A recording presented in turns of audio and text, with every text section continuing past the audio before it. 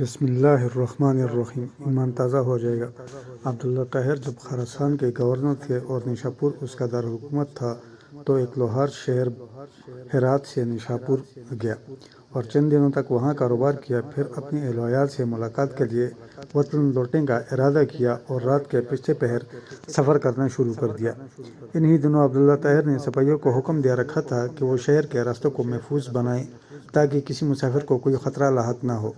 اتفاق ایسا ہوا کہ سپاہیوں نے اسی رات چند چوروں کو گرفتار کیا اور امیر خراسان عبداللہ طاہر کو اس کی خبر بھی پہنچا دی، لیکن اچانک ان میں سے ایک چور بھاگ گیا۔ اب یہ گھبرا گئے، اگر امیر کو معلوم ہو گیا کہ ایک چور بھاگ گیا ہے تو وہ ہمیں سزا دے گا۔ اتنے میں انہیں سفر کرتا ہوا یہ لوہار نظر آیا۔ انہوں نے اپنی جان بچانے کی خاطر اس بے گناہ شخص کو فوراً گرفتار کر دیا اور باقی چوروں کے ساتھ اسے بھی امیر کے سامنے پیش کر دیا۔ امیر خراسان نے سمجھا کہ یہ سب چوری کرتے ہوئے پکڑے گئے ہیں، اس لیے مزید کسی تفتیش و تحقیق کے بغیر سب کو قید کرنے کا حکم دے دیا۔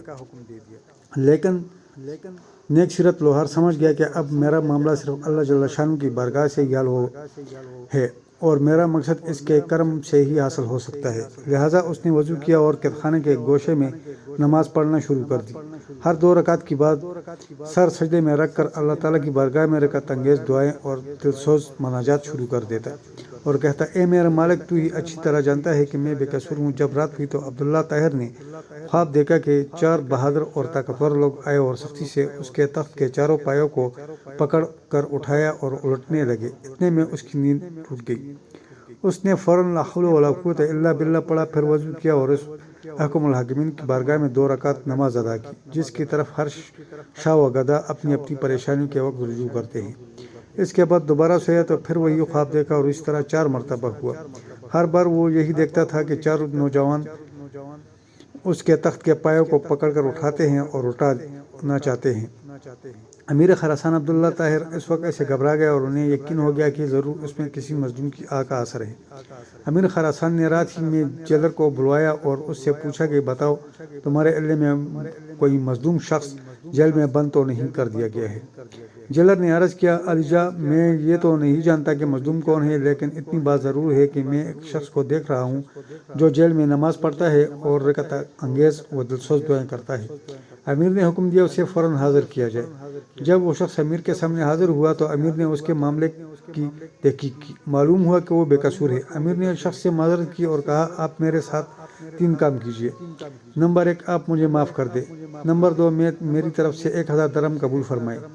نمبر 3، جب بھی آپ کو کسی قسم کی پریشانی درپیش ہو تو میرے پاس تشریف لائیں تاکہ میں آپ کی مدد کر سکوں۔ نیک سیرت لوہار نے کہا، آپ نے جو یہ فرمایا ہے کہ میں آپ کو معاف کر دوں تو میں نے آپ کو معاف کر دیا، اور آپ نے جو یہ کہا کہ 1000 درہم قبول کر لو تو وہ بھی میں نے قبول کیا، لیکن آپ نے جو یہ کہا کہ جب مجھے کوئی مشکل درپیش ہو تو میں آپ کے پاس آؤں، یہ مجھ سے نہیں ہو سکتا۔ امیر نے پوچھا، یہ کیوں نہیں ہو سکتا؟ تو اس شخص نے جواب دیا کہ وہ خالق و مالک جل جلالہ جو مجھے جیسے فقیر کے لیے آپ جیسے بادشاہ کا تخت ایک رات میں 4 مرتبہ اوندا کر سکتا ہے تو اس کو چھوڑ دینا اور اپنی ضرورت کسی دوسرے کے پاس لے جانا اصول بندگی کے خلاف ہے۔ میرا وہ کون سا کام ہے جو نماز پڑھنے سے پورا نہیں ہوتا؟ میں اسے غیر کے پاس لے جاؤں، یعنی جب میرا سارا کام نماز کی برکت سے پورا ہو جاتا ہے تو مجھے کسی اور کے پاس جانے کی کیا ضرورت ہے؟ تو دوستو، یہ تھی آج کی کہانی۔ مزید ویڈیوز کے لیے چینل کو سبسکرائب کریں اور بیل آئیکن لازمی پریس کریں۔ شکریہ۔